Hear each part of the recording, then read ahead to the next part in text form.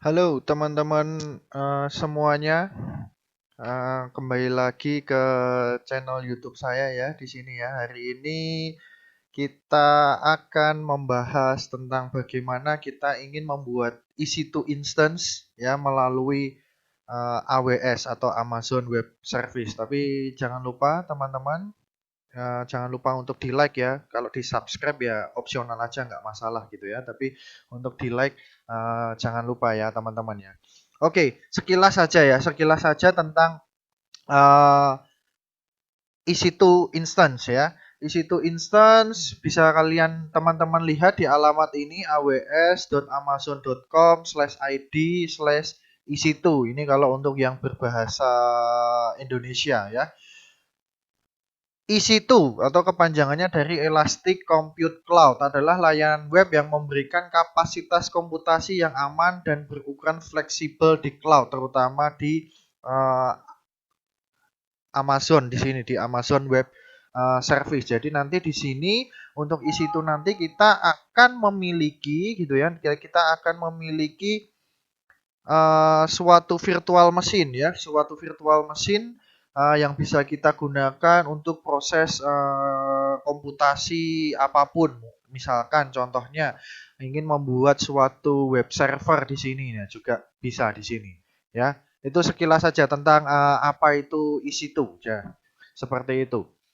Oke, untuk membuat suatu EC2 instance lewat di AWS atau Amazon Web Service, terlebih dahulu kalian pastikan punya akun AWS Educate di sini.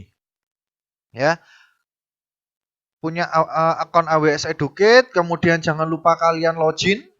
Ya, setelah kalian login di sini, gitu ya, setelah kalian login, oke, bagaimana kalian mendapatkan AWS Educate ini ya? AWS Educate ini bisa kalian dapatkan jika institusi mungkin atau universitas kalian sudah tergabung dalam jaringan AWS Educate. Ya, jika kalian sudah mempunyai akun AWS Educate sebelumnya, nah silahkan kalian bisa login. Kalau belum ya silahkan kalian bisa menghubungi institusi kalian atau universitas kalian di sini. Ya, seperti itu. Kalau kalian sudah berhasil login di sini, maka pilihlah di sini yang AWS account. Ya, mungkin teman-teman di sini untuk kredit yang kita punya akan berbeda-beda. Kalau di sini saya mempunyai kredit adalah 49 dolar di sini. Mungkin ada yang teman-teman mempunyai 150 dolar, ya it's okay. Karena kenapa di sini 49 dolar? Karena di sini saya sudah punya sebelumnya gitu ya. Kalau kita membuat AWS Educate di awal-awal kita pasti akan mempunyai kredit 150 dolar. Tetapi kalau kita sudah kredit itu habis atau masa berlakunya sudah habis di sini gitu ya.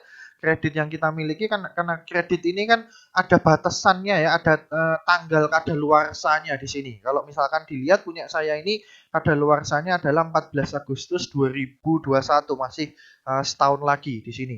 Ya, kalau kita sudah habis, kemudian kita bisa lakukan renewal gitu ya. Kita bisa lakukan renewal, sorry, dengan starter account ya. Kalau starter account di sini kita akan mendapatkan kredit 49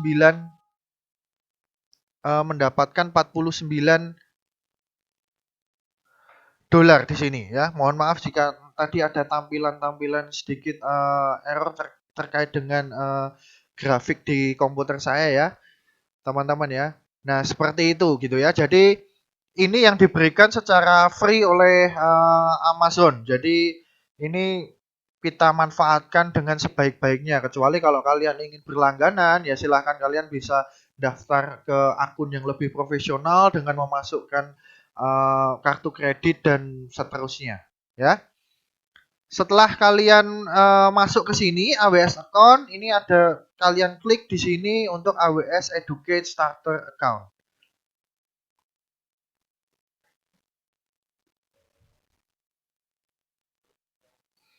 Nanti kalian akan diarahkan ke bagian workbench dari AWS account kalian. Ya.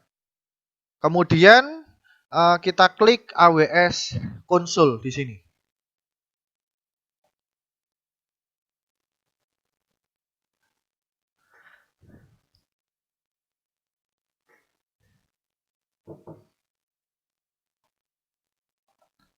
Nah, oke, teman-teman. Nah di sini akan kita lihat ada AWS Management Console. Di sini kita bisa melihat segala macam service ya, segala macam service yang bisa kita manfaatkan melalui AWS kita. Nah, di sini untuk pembelajaran kita pada kali ini kita akan membuat instance yang namanya adalah EC2 tadi.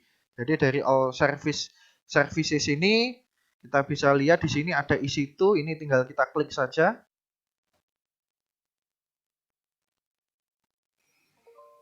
Nah, di sini kita akan dihadapkan oleh tampilan EC2 console, atau EC2 dashboard. Ya, kemudian kita bisa lihat di sini, nah kita sudah mempunyai instance apa saja di sini. Kalau kita lihat keterangannya di sini kita belum memiliki instance apapun. Ya, di sini maka keterangannya adalah 0. Ya, atau kita bisa klik di sini. Nah, untuk membuat instance yang baru, kita tinggal klik saja di sini ada tombol launch instance. Ya, bisa lewat sini, yang di bagian ini ataupun yang di bagian ini. Misalkan di bagian ini kita klik saja. Nah, ini kita lihat ya, teman-teman ya, kita lihat di sini kita bisa dihadapkan suatu berbagai macam pilihan, teman-teman ya, untuk virtual mesin kita apa saja yang bisa kita gunakan di sini, misalkan Amazon Linux, ada Red Hat, ada SUSE Linux ya. Kemudian ada Windows Server, ada Ubuntu dan seterusnya. Ya. Untuk video kali ini kita akan menggunakan Ubuntu. Ya, karena terkait kita menggunakan servernya di sini kita ingin menggunakan instance-nya dengan operating sistemnya adalah Ubuntu. Ya, di sini ada berbagai macam pilihannya. Gitu ya, kita bisa pilih salah satu aja. Ya, terutama yang ada keterangannya adalah free tier eligible di sini. Ya, yang free saja di sini ya. Oke, kita bisa pilih versi Ubuntu-nya yang paling besar, teman-teman, yang Ubuntu server 20.04 di sini. Kita bisa select. Ya, kemudian di sini kita bisa dihadapkan, teman-teman. Kemudian kita ini akan dihadapkan, kita bisa memilih gitu ya, memilih virtual CPU dan memori yang ingin kita gunakan sesuai dengan kebutuhan kita. Ya, secara default Amazon Web Service atau AWS dia akan merekomendasikan ke tipenya adalah T2 Micro yang ada keterangannya adalah free tier eligible dengan virtual CPU-nya adalah 1, memorinya adalah 1 GB. Ya, tetapi mungkin teman-teman nextnya kalau kalian mau membutuhkan gitu ya, membutuhkan kapasitas memori yang lebih besar, ini kita coba bisa lihat ya, teman-teman ya, kapasitas memori paling besar ini adalah 3.900 GB. Ya, hampir 4 tera, sangat besar sekali. Kalau untuk CPU-nya, virtual CPU-nya paling besar kita bisa lihat adalah 128. Ya, seperti itu ya, teman-teman ya. Tetapi ya tentu saja ini akan berkaitan dengan biaya yang harus kalian keluarkan, kredit yang harus kalian keluarkan. Ya, untuk sekarang untuk pembelajaran kita akan menggunakan yang free tier eligible di sini. Ya, kemudian kita bisa next. Ya, untuk next ini adalah pengaturan default kita ya. Secara default AWS akan sudah menentukan untuk instance detailnya seperti ini gitu ya. Mungkin kita tidak perlu mengubah ini teman-teman gitu ya. Kita bisa next saja.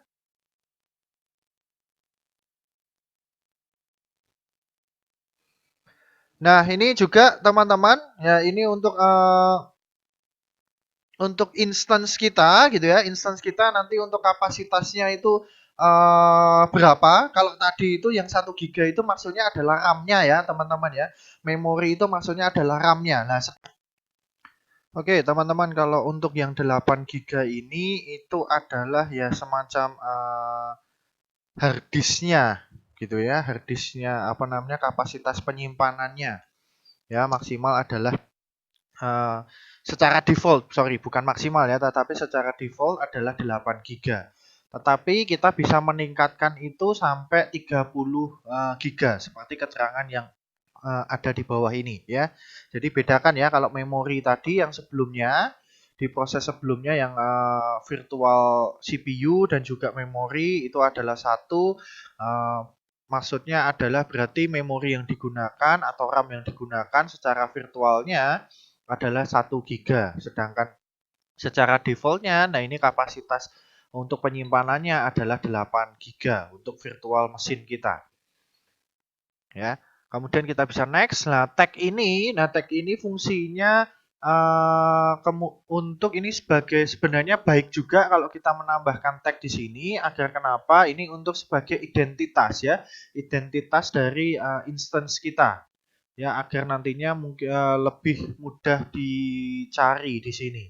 Ya, sama seperti kalau kita bermain di media sosial kan ada yang namanya hashtag gitu ya. Kalau kita mengetikkan suatu hashtag mungkin muncul gitu ya pesan-pesan atau tweet misalkan di Twitter ya tweet ataupun mungkin di Instagram itu caption-captionnya yang terkait dengan hashtag tertentu. Nah, itu bisa muncul di sini ya.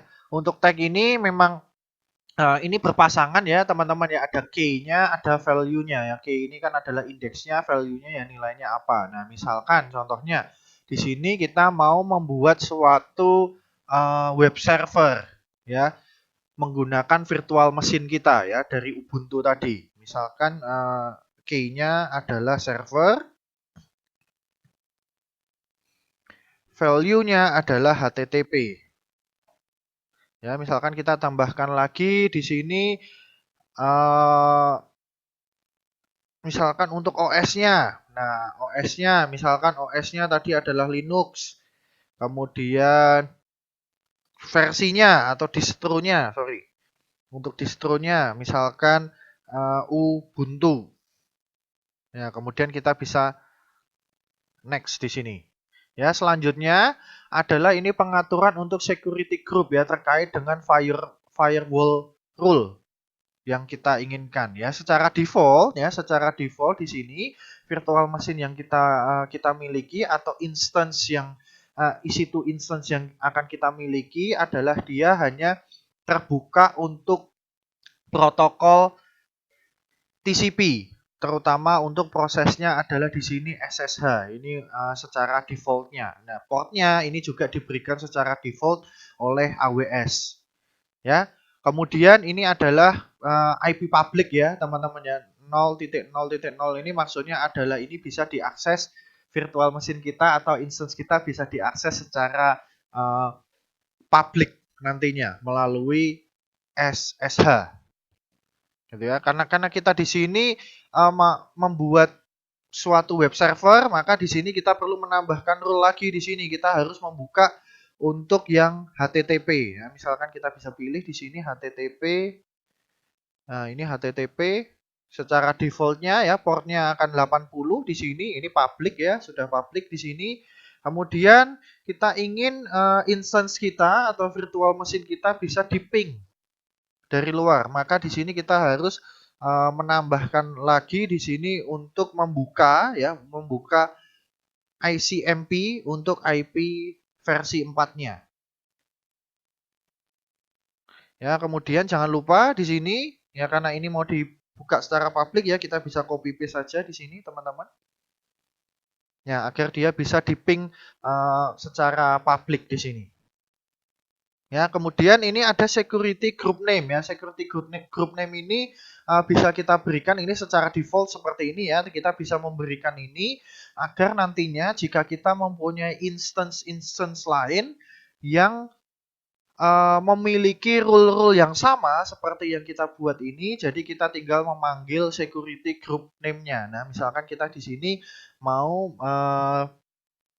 memberikan namanya adalah belajar EC2 underscore Linux. Ya, misalkan seperti itu. Ya, description-nya misalkan kita bisa memberikan rule SSH, HTTP, dan ICMP. Ya, kemudian klik review and launch ya. Di sini hanya review saja ya sebelum kita melakukan launch di sini, teman-teman.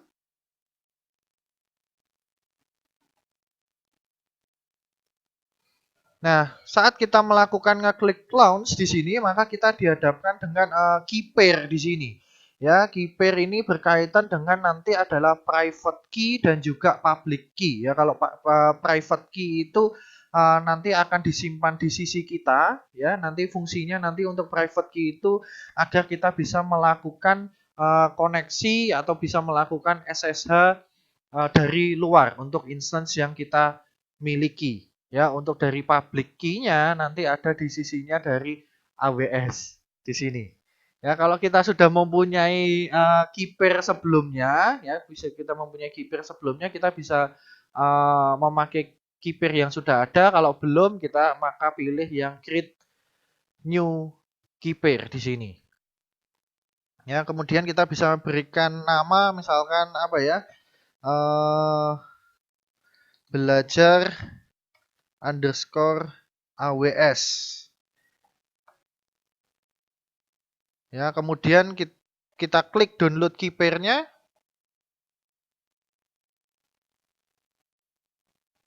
Ya, ini sudah kita download ya, teman-teman ya. Kita bisa lihat nanti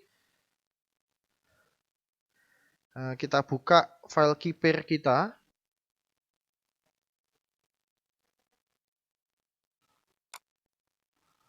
Ada di ini ya, teman-teman ya. Coba kita buka ya, boleh memakai editor apapun ya, teman-teman ya. Kita misalkan pakai Sublime di sini. Ya, ekstensinya adalah .pem di sini. Nah, ini adalah private key kita. Ya, teman-teman ya, ini adalah private key yang kita miliki. Ya, kemudian setelah itu launch instance. Ya, kita tunggu prosesnya. Nah, ini kita bisa lihat teman-teman ya, bahwa statusnya ini sudah berhasil, your instance are now launched. Ya, kemudian kita bisa melihat instance kita, view instance. Nah, ini instance state-nya masih statusnya pending, status check-nya adalah initializing di sini. Ya, kita bisa tunggu saja teman-teman ya.